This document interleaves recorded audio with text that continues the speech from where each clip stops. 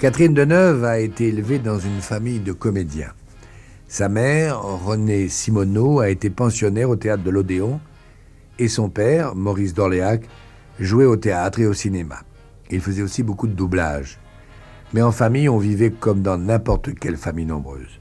D'abord, mon père partait le matin et rentrait le soir tard. Catherine Deneuve. Et d'autant plus tard qu'il jouait au théâtre.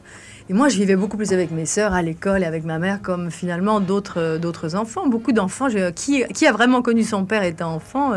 Peu d'enfants, sauf celles qui ont la chance d'avoir un père écrivain ou peintre. Il y a peu d'hommes quand même qui rentrent tôt le soir à la maison. Et moi, ma vie, c'était plutôt l'école, mes sœurs. Et du fait qu'on était nombreuses, on était très bavardes, on se disputait beaucoup, on faisait énormément de choses. On n'était pas coupés, mais ça se passait à côté. Catherine est née en 1943, au mois d'octobre, sous le signe de la Balance. Moi, j'ai connu Catherine alors qu'elle était encore toute petite. Elle s'appelait Catherine d'Orléac. Deneuve, c'est le nom de jeune fille de sa mère. Et elle vivait avec ses 3 sœurs à Paris, Danielle, Françoise et Sylvie, un peu comme les 4 filles du docteur March. Oui, c'est ce qu'on disait toujours à mon père. Ah oui, c'était un son. Qui était ravi parce qu'il n'aimait que les femmes. Il disait qu'il n'aurait pas su quoi faire avec un garçon et il était ravi d'être dans une famille de 5 femmes. Je tournais avec un moyen-métrage avant mon premier film. Pierre Granier de Fer. Et j'avais engagé Françoise d'Orléac, qui à l'époque faisait juste du doublage avec son père. Et il était d'accord à condition que je vienne la chercher le matin, la reporter le soir, c'est pas très joli comme mot, mais enfin, la ramener le soir. Et évidemment, tous les matins, je la réveillais plus ou moins. Et je réveillais avec une petite fille de 10-11 ans, je crois, je sais pas quelle différence d'âge elles avaient, qui était déjà plus blonde, puis qui était Catherine, en fait. Moi, quand je l'ai vue pour la première fois, elle était une jeune fille. Jean-Paul Rapneau. Et je dois dire qu'elle était un petit peu dans l'ombre de sa sœur. C'est-à-dire que sa sœur lui faisait de l'ombre, plutôt. Il y avait une telle force chez Françoise d'Orléac que on remarquait moins, enfin bien qu'elle fût si belle, mais on remarquait moins la personnalité qui semblait plus effacée de Catherine. Donc à l'époque, moi je pensais qu'elle était timide, et peut-être qu'elle l'était. D'ailleurs, je pense qu'elle l'est encore, et c'est aussi une des choses qui font que je l'aime beaucoup. Moi, je suis frappé de ça, c'est que c'est une personne qui a fait des progrès, quoi. C'est-à-dire qu'elle a acquis une connaissance des choses, d'une part dans son métier, mais aussi elle est très cultivée. Elle connaît beaucoup de choses, et elle en connaît de plus en plus, et les sujets qui l'intéressent, elle les connaît à fond. Enfin, elle ne reste pas à la surface. C'est pas quelqu'un de superficiel du tout. François Truffaut a dit quelque chose de charmant à propos de Catherine Deneuve. Il disait « Elle parle vite parce que dans sa famille, ils étaient nombreux et il fallait s'imposer quand on avait quelque chose à dire. » C'est vrai, je suis sûre que c'est vrai. C'est la même chose chez moi aujourd'hui, c'est pareil. Les amis qui nous voient à table chez moi parler sont sidérés. On se coupe la parole tout le temps. Mais c'est incroyable, vous vous écoutez jamais, vous vous coupez la parole tout le temps. Et c'est vrai.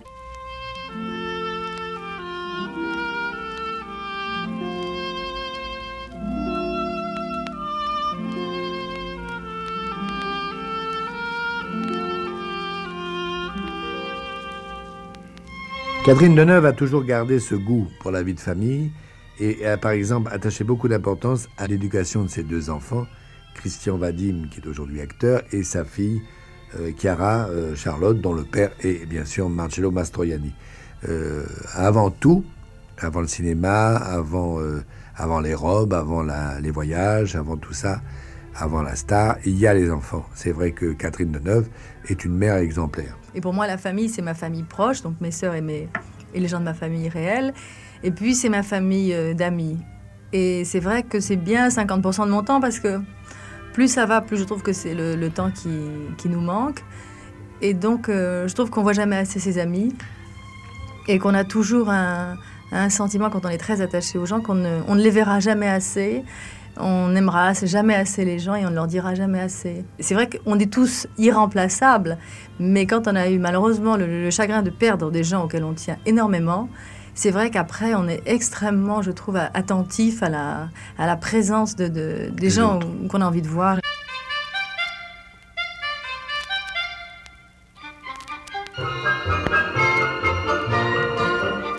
Catherine et Françoise, elles ont en commun, elles adorent les animaux, ça c'est vraiment une passion.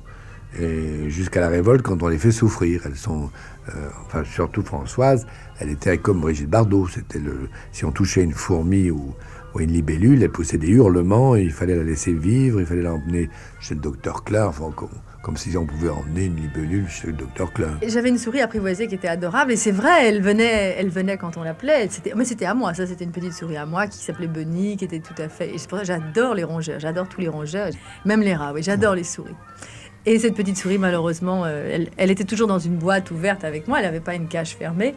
Et puis un jour, on a pris... en vérité, c'était pas notre chat, c'était le chat d'une amie qu'on avait gardé pour les vacances. Et elle s'est pas méfiée, elle est sortie comme d'habitude. Il a bouffé. Le chat lui a coupé la tête. J'ai retrouvé le corps et la tête de l'autre côté le lendemain matin. C'était un fou. Ah oui, fou, parce que c'est une petite souris que j'avais eu pendant 2 ans.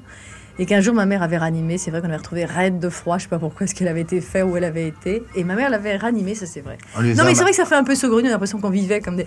Mais c'est vrai que c'est une anecdote dont je me souviens, cette petite souris, parce que... Ta mère qui fait un massage cardiaque à la souris. C'est-à-dire qu'elle devait être simplement endormie, raide. Elle avait pris un coup de froid très sérieux. Et ma mère l'a massée, elle l'a ranimée, oui. Catherine, c'est aussi une femme qui aime la nature, les plantes et le jardinage. Je crois pas que j'ai vraiment la main verte, mais en tous les cas, les plantes ont beaucoup de reconnaissance envers moi parce que j'aime beaucoup nettoyer les jardins. Tu le fais toi-même, je me parle toute seule, ce qui est déjà pas mal. Je les touche beaucoup. Oui, elles sont contentes. Et puis je les libère, je taille, je coupe, enfin je les mutile. Des fois, il faut bien dire les choses comme elles sont, mais enfin bon, ça c'est ma brusquerie. Son amour des maisons, son amour des jardins, de la nature, mais elle fait ça à fond. Hein. Jean-Paul Rapneau. Elle aime la beauté, elle est entourée par des choses très belles et elle a un goût dans ses choix sans faille. C'est aussi une des choses qui me font l'aimer, c'est que pour moi, elle est française. Elle est française, elle ne pourrait pas être d'un autre pays. Alors française, ça veut dire quoi? Alors ça veut dire, ça veut dire elle pourrait être une héroïne une héroïne classique, enfin de tous les grands romans français. Moi, je peux l'imaginer oui, en Madame de Rênal dans Le Rouge et le Noir, en Madame de Morsauf dans Le Lys dans la Vallée, en Yvonne de Gallet dans Le Grand Maulne. Enfin, pour moi, elle se rattache à une tradition française.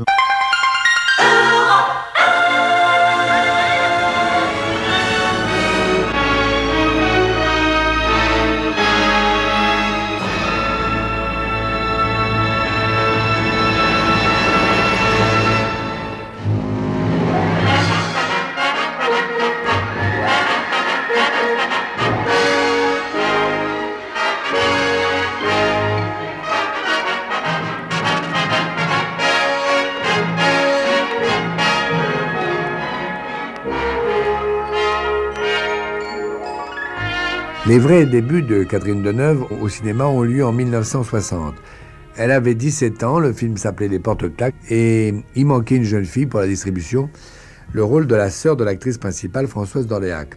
En fait, on a demandé à Catherine simplement de jouer la sœur de sa sœur. Je n'étais pas emballée, et puis il se trouve que j'ai fait des essais pour un autre film pendant le tournage. On m'a demandé de faire des essais pour un film avec Mel Ferrer, et j'ai fait le film, et puis après, voilà, ce film a été vu par Jacques Demy qui m'a... écrit un très joli rôle. À la même époque, un événement important a bouleversé la famille d'Orléac. Oui, Catherine quitte sa famille, ce qui était extravagant pour l'époque. Elle vit avec un homme, elle est toute jeune. Ses parents n'étaient pas des bourgeois, puisqu'ils étaient des comédiens. Mais enfin, quand même, elle a décidé de vivre à part avec son fiancé, enfin son homme, c'était Vadim. Tu es partie de chez moi, oui.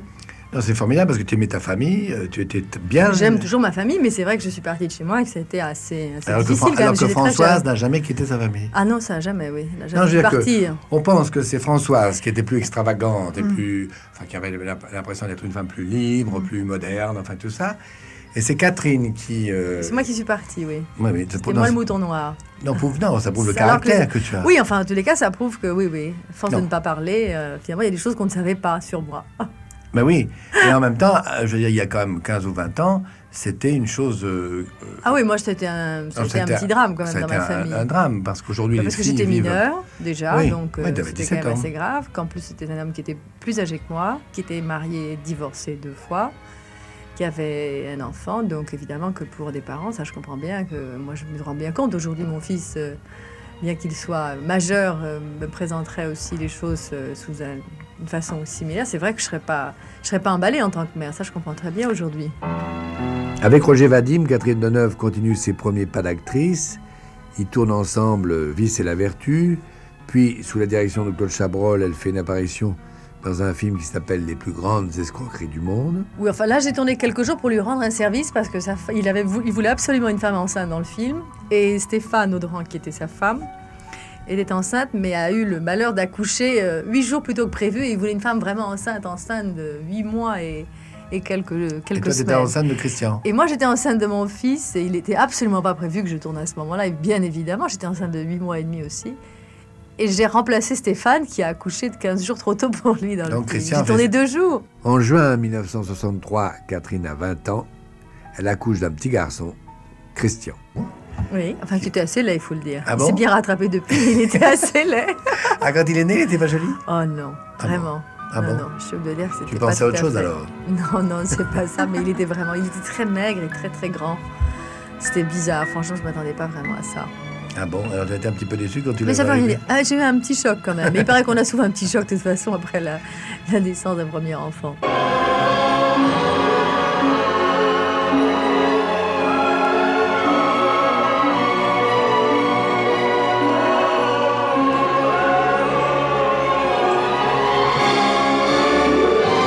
Un bonheur n'arrive jamais seul. La même année que la naissance de Christian, Jacques Demy demande à Catherine Deneuve d'être son interprète dans la comédie musicale Les Parapluies de Cherbourg. C'est un beau souvenir pour Catherine.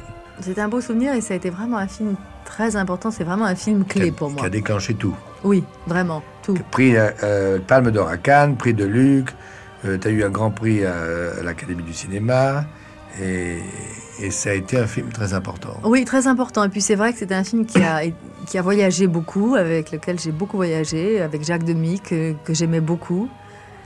Et le fait d'aller comme ça à l'étranger, de le présenter, ça nous a beaucoup rapprochés, ce qui fait qu'on a refait d'autres films après ensemble.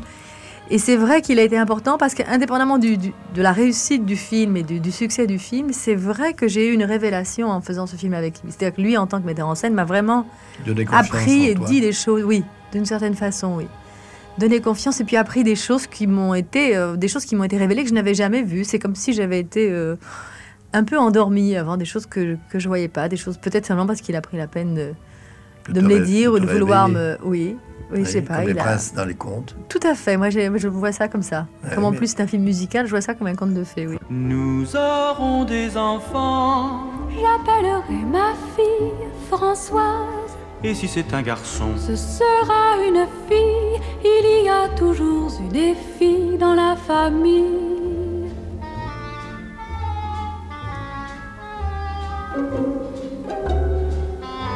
Une heure, si maman ne dort pas, oh là, qu'est-ce que je vais entendre?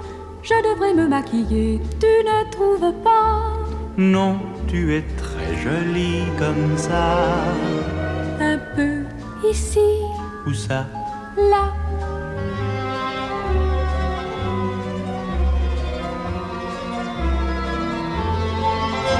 Nous vendrons des parapluies, et puis non, pas des parapluies. Nous vendrons le magasin. Nous achèterons une station-service. Pourquoi? Quelle idée? Toute blanche, avec un bureau.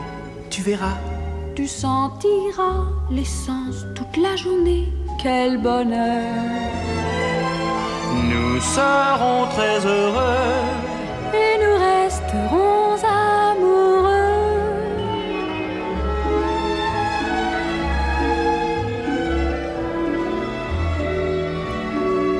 Mon amour, mon amour, Tu n'as rien dit à ta mère. pas encore. Pourquoi tu es lâche? Il ne faut pas que tu te fâches, mais je sais ce qu'elle me répondra. Quoi? Ma petite fille, tu es folle. Est-ce qu'on pense au mariage à ton âge? Ma petite fille, tu es folle. Est-ce qu'on pense au mariage à 16 ans, 17 ans, amoureuse? Catherine Deneuve a fait 3 films avec Jacques Demy et Michel Legrand, Les Parapluies de Cherbourg, qui a été un succès mondial, Les Demoiselles de Rochefort, elle partageait la vedette avec sa sœur, avec Françoise Orléac, et il y avait aussi Jane Kelly et Jacques Perrin.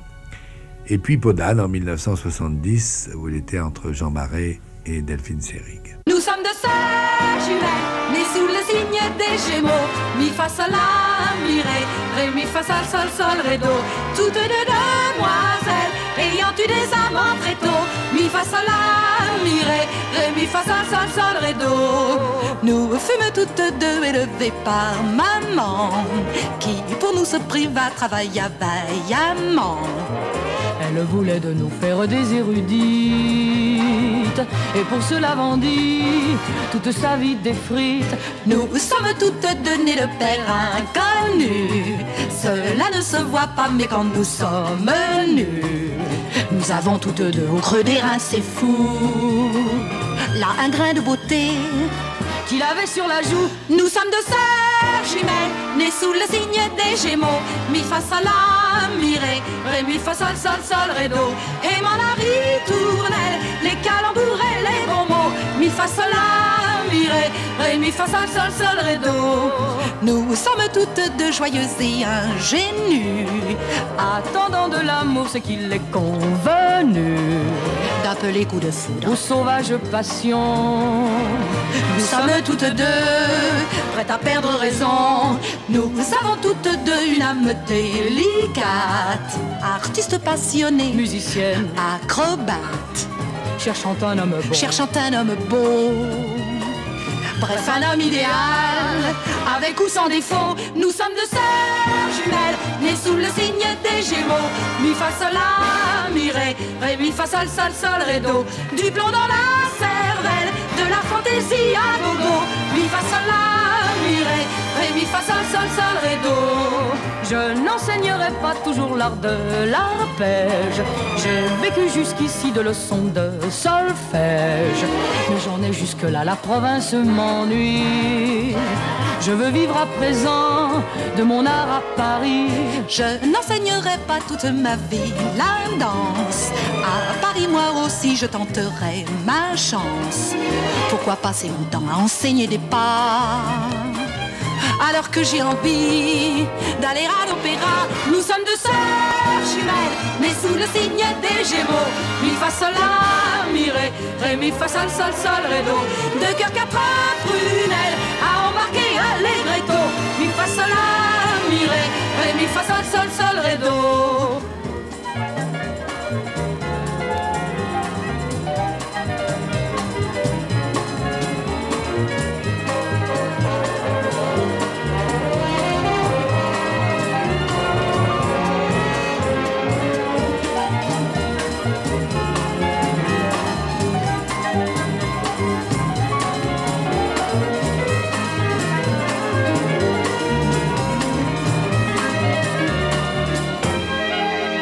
Jouant du violoncelle, de la trompette ou du banjo, aimant la ritournelle, les calembours et les bons mots, du plomb dans la cervelle, de la fantaisie à gogo.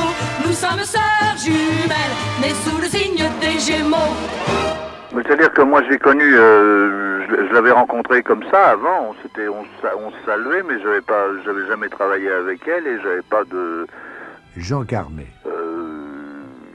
Je la connaissais peu dans la vie, quoi. Je l'avais rencontrée au restaurant comme ça, puis j'avais beaucoup d'amis qui me parlaient d'elle et puis je l'ai rencontrée uniquement comme ça sur le plateau de la Reine Blanche. Puis j'ai parlé un peu avec elle avant de commencer, comme ça, et puis j'ai remarqué qu'au-delà de sa discrétion, elle a une discrétion assez étonnante, mais elle a une grande curiosité, quelque chose qui une espèce de jubilation. C'est une chose qui m'enchante. Et puis une santé. Je sais pas, il y a quelque chose de très de très sain qui se dégageait d'elle quand je parlais. Je me suis dit, ça va être là le terrain d'entente. Et puis ça a été extrêmement facile, sans après, sans définir avant les scènes ce qu'on allait faire. Parce que et ça j'aime beaucoup ça, parce que trop prévoir une prise, c'est se priver du plaisir de la surprise. Oui, surprendre le public après des années de carrière, c'est une question que se pose toujours Catherine Deneuve. C'est vrai que quand on est entré comme elle dans la légende d'une star, enfin on la compare à Greta Garbo. Alors évidemment, les réalisateurs, les producteurs ont tendance à la sublimer, l'idéaliser.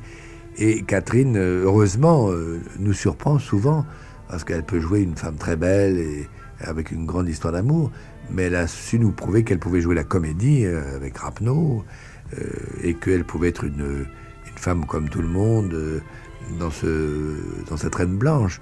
Donc ce qui est important pour elle, c'est d'essayer d'enlever cette étiquette qui lui colle à la photo, si j'ose dire. Et là, je pense que le film qu'elle fait avec Régis Varnier va réconcilier à la fois le public qui l'aime parce qu'elle est belle et parce qu'elle peut être émouvante et touchante. J'aime bien surprendre parce que je trouve que c'est très difficile quand on fait des films comme moi depuis si longtemps de surprendre, oui. Et je pense que pour continuer à travailler avec des gens qui, moi, m'intéressent, des auteurs, et le but vraiment, c'est de surprendre. Il y a son émotion qui venait, qui me surprenait toujours. Je ne la trouvais jamais exactement à l'endroit où je l'attendais, cette émotion. C'était toujours très imprévu et ça entretient la fraîcheur. Ça. Et puis c'est quand même un sentiment délectable de parler à de très beaux yeux et d'avoir sur ces beaux yeux momentanément du pouvoir dans la comédie et par l'imaginaire.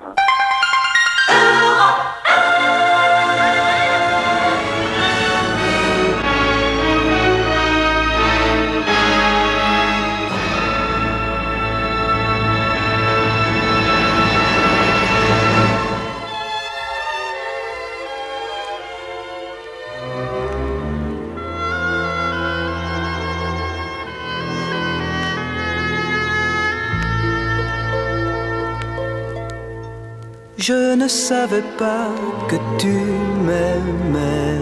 En êtes-vous certain désormais? Il aura suffi d'un anneau d'or. Il aura fallu qu'on nous jette un sort. Mais qu'allons-nous faire de tant de bonheur? Le montrer ou bien le taire?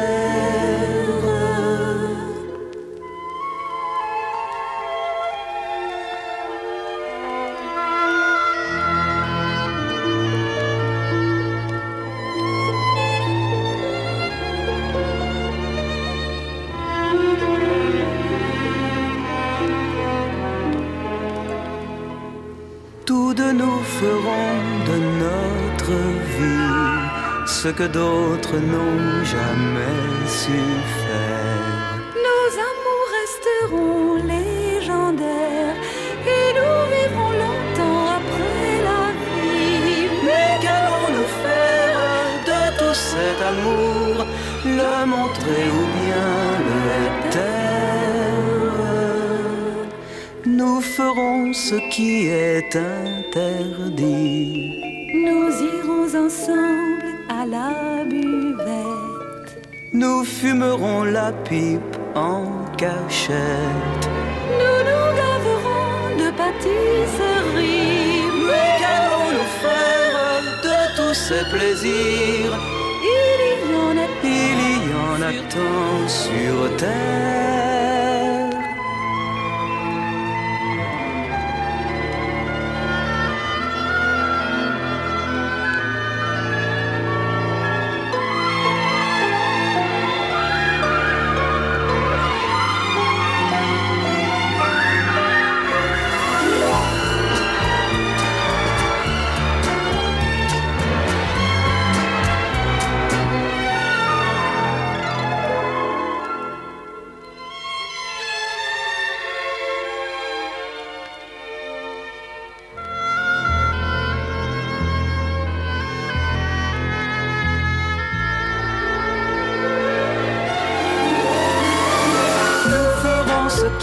éteint la nuit, nous irons ensemble à la lunette. Nous fumerons la pipe en cachette, nous nous grimperons des pâtisseries.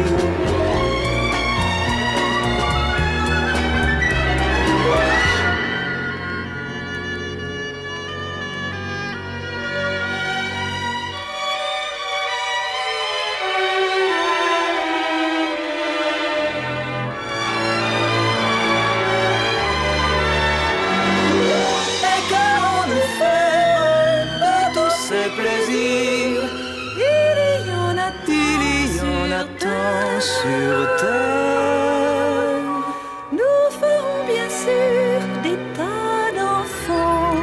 nous vivrons ensemble un conte de fées charmant.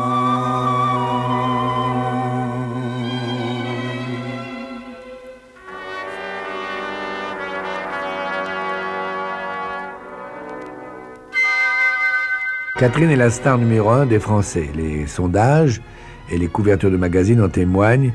Contrairement à ce qu'on pourrait croire, cela ne lui donne pas plus d'assurance. J'ai beaucoup plus de trac que quand j'ai commencé. C'est ça. Oui, beaucoup plus de trac. Et Tu sens plus les ça va, plus responsabilités. Oui, les responsabilités. Le fait, encore une fois, que les gens, vous connaissant, attendent quelque chose et qu'il faut quand même surprendre et qu'en plus, on peut les décevoir. Non seulement on peut ne pas les surprendre, mais on peut les décevoir surtout. Donc le trac augmente toujours avec le temps. C'était très simple, hein, comme la façon dont on a travaillé, c'était très simple. Jean Carmet. On faisait pas de plan. Avant, on disait pas ça va se passer comme ça. On se trouvait en face et puis on a tourné des scènes très longues, des grands plans séquences qu'on a toujours réussi avec un minimum de prises. Et je vous dis, moi j'ai toujours eu des surprises. Elle m'a embarqué dans sa sensibilité, dans son imagination, au-delà de ce que j'attendais toujours. Je trouve que elle a une palette très très importante. D'ailleurs, il n'y a qu'à voir ce qu'elle a fait. Hein, ça. On y pense toujours comme quelqu'un d'une grande beauté, d'extrêmement... C'est ce qu'elle est réellement. Mais elle a des moyens énormes. Hein. Pour moi, ce qui la caractérise, c'est la vitesse. Jean-Paul Rapneau. Déjà la vitesse physique. Dans les deux films que j'ai fait avec elle, elle avait à courir beaucoup, surtout dans Le Sauvage d'ailleurs, où elle était toujours poursuivie, notamment par Yves Montand. Et sur 100 mètres, elle bat n'importe qui. Elle est d'une vitesse, une pointe d'accélération extraordinaire. Oui. Elle a un démarrage extraordinaire. Elle posait un problème au machiniste qui devait la suivre en travelling. Elle était plus rapide que tout le monde, on devait lui demander de ralentir. Mais ça lui ressemble, ça, cette vitesse-là.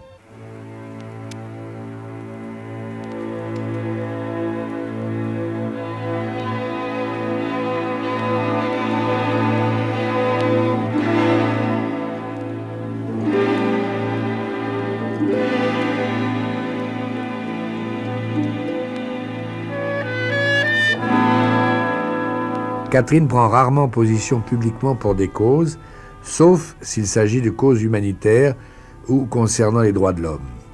Elle s'est engagée pour le Chili, le droit à l'avortement en France et pour l'Afrique. Il y a des choses que je ne veux pas utiliser. Je ne veux pas faire des appels ou, disons, faire des choses politiques. Mais c'est vrai que je veux bien être utilisée, moi, en tant que personnage public, pour des manifestations. Là, c'est un petit peu plus difficile parce que jusqu'à présent, j'avais toujours accepté des choses comme Amnesty, qui est une chose qui est très importante pour moi, pour des choses humanitaires. Et c'est vrai que pour moi, l'Afrique, ça reste quand même dans cet esprit-là, c'est ma prise de position et dans ce but-là. Je préférerais que ça reste une chose humanitaire et, en tous les cas, qui ne soit pas utilisée, où je n'ai pas besoin d'utiliser des relations, que je n'ai pas vraiment d'ailleurs, de relations politiques, parce que je ne veux pas prendre parti, me trouver obligée ensuite de participer, d'appartenir à un certain pouvoir, quel qu'il soit. Je ne veux pas demander des choses qu'après je ne pourrais pas refuser. Je ne veux pas demander à des gens à qui après je ne pourrais pas refuser certaines choses. Je ne veux pas devoir de choses dans ce domaine. Tu veux rester une femme libre. Je veux rester une citoyenne, oui. Face à la presse, Catherine Deneuve a souvent une attitude réservée. On lui a décerné quelquefois même le prix Citron. Je trouve qu'on a le droit de poser toutes les questions, mais les acteurs ont le droit de ne pas se soumettre à toutes les réponses. Et puis c'est vrai que je trouve que souvent il y a une familiarité qui me plaît pas du tout. Moi j'aime beaucoup les rapports, j'aime beaucoup l'intimité d'un rapport, j'aime beaucoup la chaleur d'un rapport qui peut s'instaurer avec... ça m'est arrivé même avec des journalistes d'avoir d'un seul coup un rapport tout à fait vrai, tout à fait juste. Mais c'est pas systématique, je ne suis pas systématiquement parce qu'il est journaliste bien ou à l'aise avec quelqu'un. C'est comme une personne, pour moi c'est... Donc si je me sens pas à l'aise ou si j'ai pas confiance en quelqu'un, je peux me fermer complètement, oui.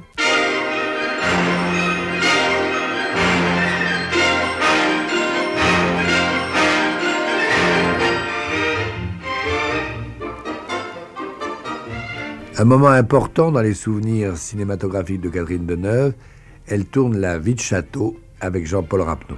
Je cherchais une héroïne dynamique et en mouvement perpétuel. Jean-Paul Rapneau. C'est un film qui bouge sans cesse et le personnage féminin est sans cesse en mouvement. Et je dois dire que dans un premier temps, j'avais pensé à Françoise d'Orléac, qui est donc la sœur de Catherine, qui était une personne extraordinaire. Et puis pour d'obscures raisons, finalement, elle n'a pas pu faire le film. Et à ce moment-là, on m'a dit « Mais pourquoi ne prendriez-vous pas sa sœur ?» Et j'avais de sa sœur l'image d'une personne beaucoup plus calme apparemment que Françoise. Je me demandais si elle pourrait avoir la fougue et le dynamisme nécessaires. Et elle n'avait à l'époque pratiquement fait que les Parapluies de Cherbourg où elle chantait, mais ça n'était pas sa voix, donc je me posais 1000 questions. Et en réalité, il y avait un turbo dans cette femme-là, et quand je l'ai lancée dans cette comédie qui était La vie de château, elle a été extraordinaire. Elle s'est révélée, oui, c'est ça, d'un entrain, d'une vivacité qu'on ne devinait pas sous la personne placide qu'elle semblait être. La vie de château obtient le prix Louis Deluc et Catherine conserve de très bons souvenirs de Marie Marquet, qui était une actrice à la personnalité un peu fantasque. Quelle femme étonnante. On tournait dans un château à Gambais, dans des loges aménagées très très simplement, puisque c'était pas du tout habité. On était dans les combles du château. C'était vraiment, on avait des petits radiateurs électriques, une table en formica, c'était vraiment le strict minimum. Et je la reverrai toujours, elle était là, elle avait sur sa chaise longue. Elle ne venait jamais déjeuner avec nous sous la tente où mangeait donc toute l'équipe. Elle ouvrait un paquet et elle prenait du champagne et du saumon fumé, toute seule dans sa loge, dignement. Et ça m'avait toujours frappé parce que dans ce décor absolument incroyable, désertique et froid, elle était là en train de manger son saumon fumé. Comme une star. Sa chaise longue. Ah oui, merveilleuse. Oui. Un personnage. J'adore ce genre d'actrice. Le milieu des années 60 va être un mélange de rencontres heureuses et d'événements douloureux. En 1965, elle se marie avec le grand photographe anglais David Bailey. L'année suivante, elle tourne Belle de jour, sous la direction de Louise Buñuel, un film qu'elle a accepté de faire sans même avoir lu le scénario, le film et Lion d'or à Venise. C'est vrai que ça reste un très grand souvenir, Belle jour, et un grand souvenir assez douloureux quand même. Ça a été un tournage assez difficile. Autant ça a été sur Tristana, ça a été formidable, autant Belle de jour, ça a été plus difficile, c'était des rapports tendus, mais c'est vrai que le film était difficile quand même. Et je crois que c'est sans doute le film qui m'a le plus, moi pas personnellement, mais dans ma carrière, je pense que c'est le film qui m'a le plus marqué.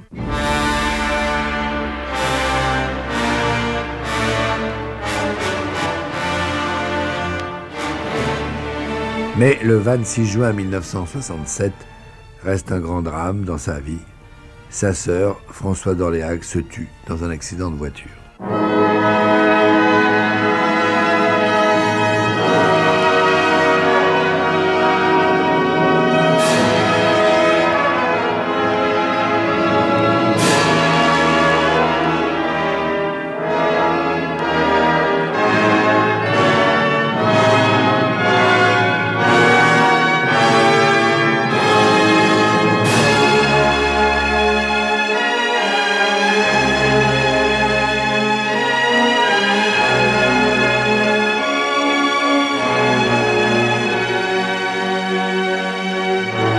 Lorsque Catherine Deneuve tourne son premier film en anglais, Meyerling, mettant en scène Terence Young, elle a pour partenaire Ava Gardner. Ah, j'ai un grand souvenir d'elle, comme vraiment l'une des plus belles femmes que j'ai vues. d'une nervosité, d'une inquiétude incroyable. Et je me souviens sur le plateau, elle arrivait, elle avait ses perruques, ses costumes magnifiques, ses maquillages extraordinaires. Et elle était très très nerveuse, c'était une femme très inquiète. Et alors on savait que ça allait être très difficile, il y avait un signe qui était absolument rédhibitoire, on savait que la journée allait être difficile, elle arrivait en costume corseté et d'un seul coup, elle enlevait ses chaussures. Et alors on savait qu'elle était dans un état de nervosité, de tension très très grande et que c'était vraiment une journée difficile. Il se passait quoi, je dirais Eh bien, on répétait, puis on montait dans les loges, et puis j'invitais dans ma loge, on prenait un peu de champagne, et puis enfin c'est arrivé que quelques fois, mais c'était devenu une chose... Comme un rite. Oui, mais quelle belle femme.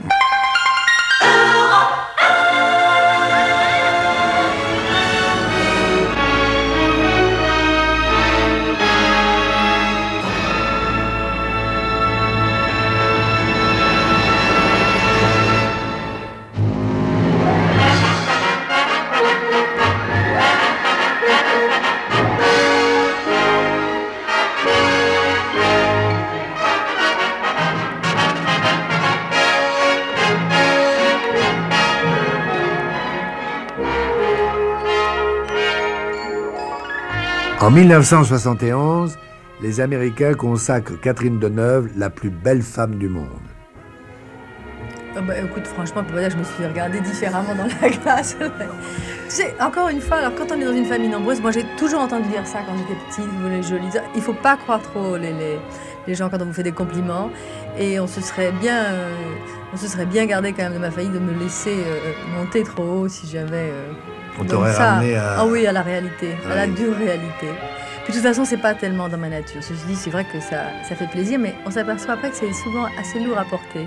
En 1975, Catherine retrouve Jean-Paul Rapneau pour tourner Le Sauvage avec Yves Montand.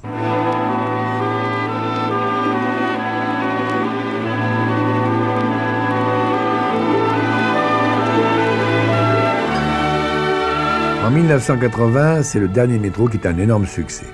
César d'interprétation de la meilleure actrice, et François Truffaut a compté beaucoup dans la vie de Catherine Deneuve. Il m'a appris beaucoup de choses. Parce que François, d'abord, c'est quelqu'un qui aime beaucoup expliquer, il aimait beaucoup raconter, et il aimait beaucoup qu'on comprenne. Oui, et puis il aimait bien expliquer aux acteurs. Autant sur le tournage, il aime pas. Oui, il écrivait des lettres, il écrivait avant, il pouvait même écrire pendant les tournages, et après même. Et puis, c'est vrai, c'était une façon de se voir comme ça avant et en dehors du tournage, permet de se dire moins de choses sur le tournage. Il avait des rapports tout à fait privilégiés avec les acteurs, je trouve, en général. Enfin, c'est un des metteurs en scène qui aimait le mieux les femmes, quoi. Ah oui, les femmes et les femmes au cinéma. Surtout. Les actrices, oui. Oui. Oui. Parce que... D'ailleurs, je suis souvent frappée quand je lis les interviews des actrices américaines. C'est presque toujours le nom de François Truffaut qui revient. Avec qui voudriez-vous tourner avec François Truffaut, oui. Oui.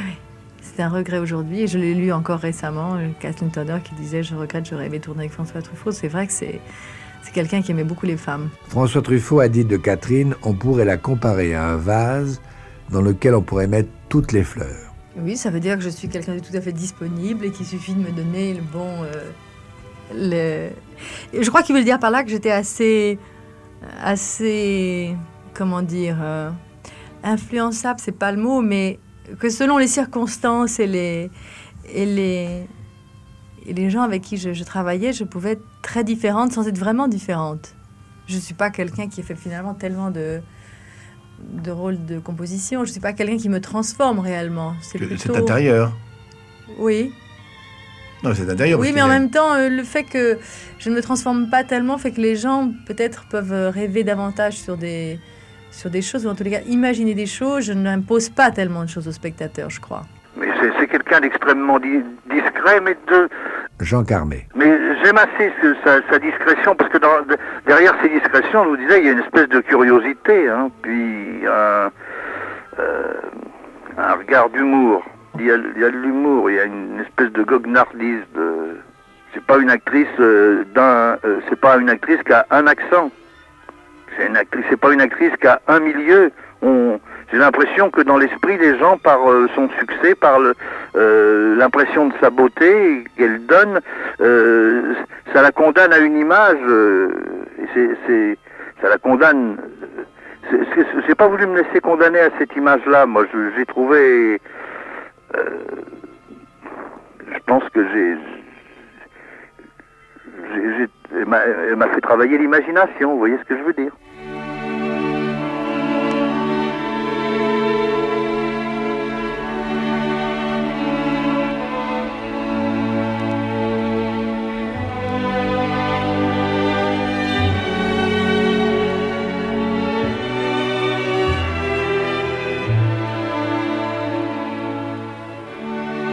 Bien qu'elle joue le rôle d'une directrice de théâtre dans le dernier métro, Catherine ne fera jamais de théâtre parce qu'elle aura trop peur. Mais je ne désespère pas parce que Michel Morgan a attendu 30 ans. Donc on attendra quelques années avant que Catherine ait moins peur et qu'elle puisse venir nous réjouir sur une scène. C'est pas que j'ai pas envie, parce que quand je vais au théâtre et que je vois un beau spectacle, comme lorsque j'étais voir Nicole Garcia et Jacques Weber par exemple dans Deux sœurs balançoires, c'est vrai que je dis c'est merveilleux, c'est merveilleux. Pas seulement le succès, mais la performance de deux acteurs comme ça, c'est formidable. Mais en même temps, je sais qu'il suffit de m'imaginer 5 minutes arrivant au théâtre. C'est même pas d'être sur scène. C'est avant toute la journée que je ne pourrais plus vivre. Tous les moments avant et après, je veux dire, l'angoisse. Ah oui. Vraiment, parce que plus ça va, plus j'ai peur. Et je vois bien quand c'est à la télévision ou quand je dois faire des interventions comme ça en direct, c'est effrayant. Effrayant. Il ne faut pas trop que j'en parle parce que ça va être encore plus difficile. Et alors, je pensais que c'était moi par rapport à une idée que je me faisais. Puis j'ai su un jour qu'on m'a dit que Sophie Desmarais avait dit qu'elle avait beaucoup souffert du trac et qu'elle a fait quand même énormément de théâtre et que jusqu'au bout, jusqu'à ce qu'elle arrête de faire du théâtre, elle en a toujours souffert. Le choix de Catherine se fait à partir des personnages. Elle aime les auteurs. Oui, j'aime bien parce que c'est vrai que les histoires qui m'intéressent le plus sont des histoires que j'ai l'impression quand même que les metteurs en scène sont particulièrement attachés. Les films qui m'intéressent sont les films où il y a des personnages, où les personnages sont vraiment suivis de près.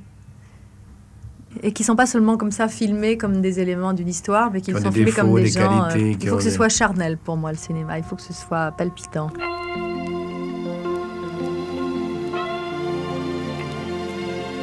Dieu est un fumeur de Havane.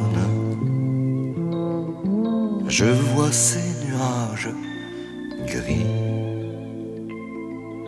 Je sais qu'il fait même la nuit comme moi, ma chérie. Tu n'es qu'un fumeur de gitane. Je vois tes volutes bleues me faire parfois venir les larmes aux yeux. Tu es mon maître après Dieu. Dieu est un fumeur de Havane. C'est lui-même qui m'a dit que la fumée envoie au paradis. Je le sais, ma chérie. Tu n'es qu'un fumeur de gitane. Sans elle, tu es malheureux. Au clair de la lune, ouvre les yeux pour l'amour de Dieu. Dieu est un fumeur de Havane. Tout près de toi, loin de lui. J'aimerais te garder toute ma vie. Comprends-moi, ma chérie. Tu n'es qu'un fumeur de gitane. Et la dernière, je veux la voir briller au fond de mes yeux. Aime-moi, nom de Dieu.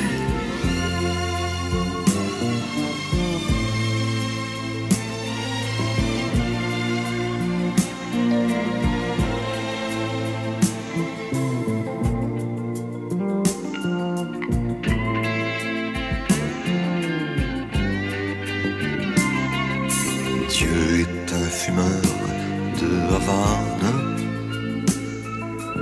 Tout près de toi, loin de lui. J'aimerais te garder toute ma vie. Comprends-moi, ma chérie. Tu n'es qu'un fumeur de gitane. Et la dernière, je la voir briller au fond de mes yeux. Aime-moi, nom de Dieu.